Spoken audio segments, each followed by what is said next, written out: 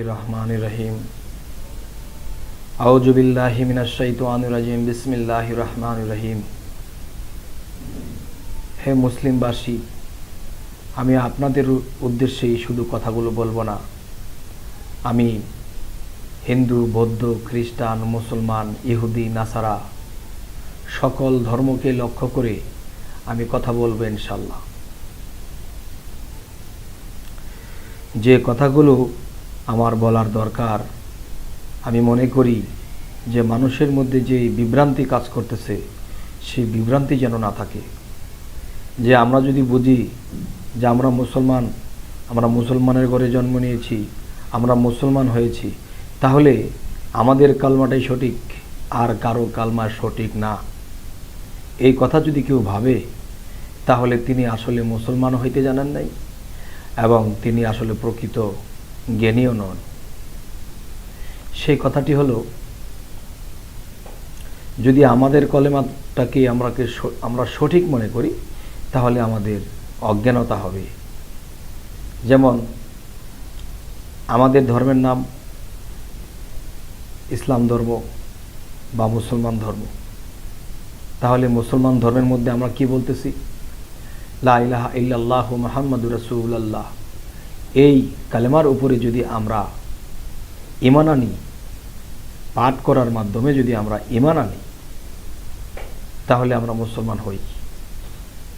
তাহলে অন্যান্য ধর্মের মধ্যে দেখা যায় আমাদের কালেমার মতোই আমরা বলতেছি লা ইলাহা ইল্লাল্লাহু মুহাম্মাদুর রাসূলুল্লাহ। তাহলে মুসা নবীর ধর্মের নাম কি ছিল? ইহুদি। তাহলে মুসা নবীর কালেমাটা কিভাবে পড়াইতেন? লা ইলাহা ইল্লাল্লাহু মুসা কালামুল্লাহ। খ্রিস্টান ধর্ম, যে ঈসা আলাইহিস সালাম, যাকে আল্লাহ কোরআনে সূরা আলে ইমরানের মধ্যে বলছে আমার ঈসা পূর্ণবান ব্যক্তিদের মধ্যে সে একজন। তাহলে আল্লাহ যদি ঈসা নবীকে এরকম একটা সম্মান দিয়ে থাকেন, তার যেই ধর্ম পালন করে গেছেন, সেই ধর্মটার নাম হলো খ্রিস্টান ধর্ম। কিন্তু তার কালেমাটা লা ইলাহা ইল্লাল্লাহু ঈসা রুহুল্লাহ। আমরা না বুঝে এমন কথা বলবো না। এবার আসি যে লা ইলাহা ইল্লাল্লাহ, লা ইলাহা ইল্লাল্লাহ দাউদ জবরুল্লাহ। এবার আসি যে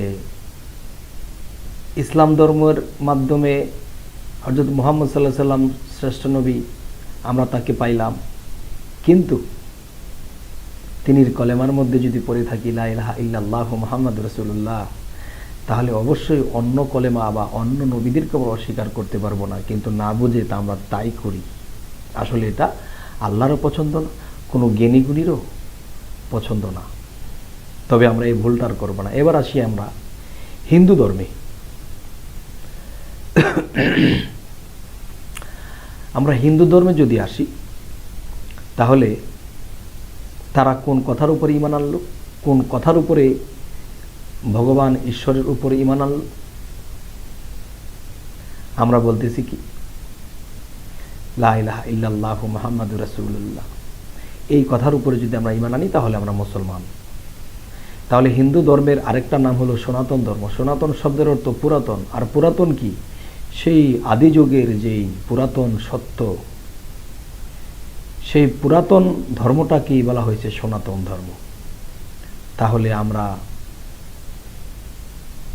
এই জিনিসগুলাকে বা হিন্দু ধর্মদেরকে আমরা অন্যরকম দেখি, অন্যরকম ভাবি। হিন্দুর বাড়িতে যাব না, হিন্দুরটা খাবো না, হিন্দুরটা চলবো না। কিন্তু একদিন দেখা গেছে একজন মুসলমান মানুষ যখন অসুস্থ হয়ে পড়লো, তার রক্তের দরকার, তখন দেখা গেছে যে কারো রক্তের সাথে ম্যাচ খায় না, একজন হিন্দু লোকের সাথে রক্তের ম্যাচ খাইল। তখন সেই হিন্দু লোকের রক্ত দিয়ে সে জীবন বাঁচাইলেন। তখন সে যখন একদিন হিন্দুদেরকে ঘৃণা করেছিল, এখন হিন্দুর রক্ত দিয়ে সে জমিনে দাঁড়া, এবং সেই রক্ত দিয়ে সে চলতেছে, ফিরতেছে, খাইতেছে, এবং তা কি হলো? তিনি আল্লাহর ইবাদত করতেছে। তাহলে আমরা যেই ভুল কাজগুলো করি না বুঝে, তবে এমন ভুল আমাদের আর করা যাবে না। তবে আরেকটা বিষয় হলো, আমি যা বলবো সেটি হলো যে হিন্দু ধর্মের কালেমাটা কি, হিন্দু ধর্মে কোন কালেমাটা পাঠ করে তারা হিন্দু হইল বা সনাতন ধর্মে দাবিত হইল, সেটি হইল এক মেবাদী দ্বিতীয়াং, মানে এক ঈশ্বর দ্বিতীয় নাই।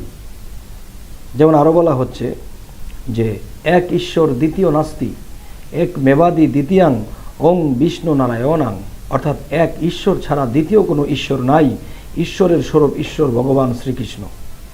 তাহলে এক ঈশ্বর দ্বিতীয় নাস্তি, মানে এক ঈশ্বর ব্যতীত দ্বিতীয় কোনো ঈশ্বর নাই। এরপরে বলা হচ্ছে কি, এক ঈশ্বর দ্বিতীয় নাস্তি এক মেবাদী, এক ঈশ্বর দ্বিতীয় নাস্তি এক মেবাদী দ্বিতীয়াং ওং বিষ্ণু নারায়ণাং, অর্থাৎ এক ঈশ্বর ছাড়া দ্বিতীয় কোনো ঈশ্বর নাই, ঈশ্বরের স্বরূপ ঈশ্বর ভগবান শ্রীকৃষ্ণ। তাহলে আমরা কেন একই তো? আমরা বলতেছি লা ইলাহা ইল্লাল্লাহু মুহাম্মাদুর রাসূলুল্লাহ, এক ঈশ্বর, এক আল্লাহ ছাড়া দ্বিতীয় কোনো ঈশ্বর নাই।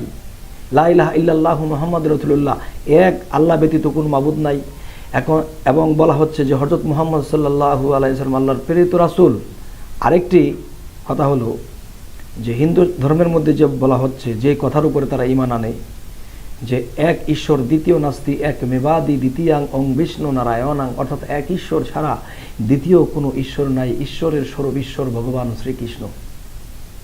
তাহলে আমরা তো তাই বলি, নাই কোনো মাবুদ আল্লাহ ছাড়া, হযরত মুহাম্মদ সাল্লাল্লাহু আলাইহি সাল্লাম আল্লাহর প্রেরিত রাসূল। নাই কোনো মাবুদ আল্লাহ ব্যতীত, হযরত মুহাম্মদ সাল্লাল্লাহু আলাইহি সাল্লাম আল্লাহর প্রেরিত রাসূল।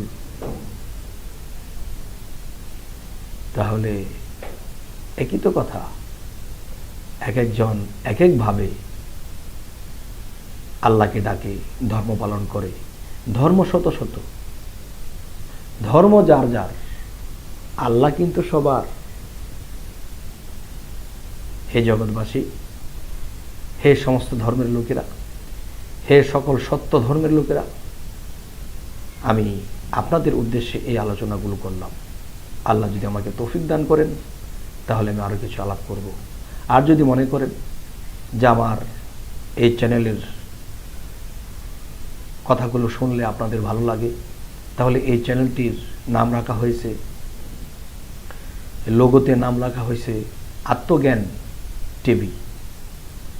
তাহলে আপনারা সাবস্ক্রাইব করবেন এবং সাবস্ক্রাইবের মাধ্যমে আমাদের বাকি ভিডিওগুলো আপনারা পেয়ে যাবেন এবং সামনে যা আসবে তাও পেয়ে যাবেন ইনশাআল্লাহ। আজ এই বলেই রাখলাম, সকলেই ভালো থাকবেন। আল্লাহ হাফেজ।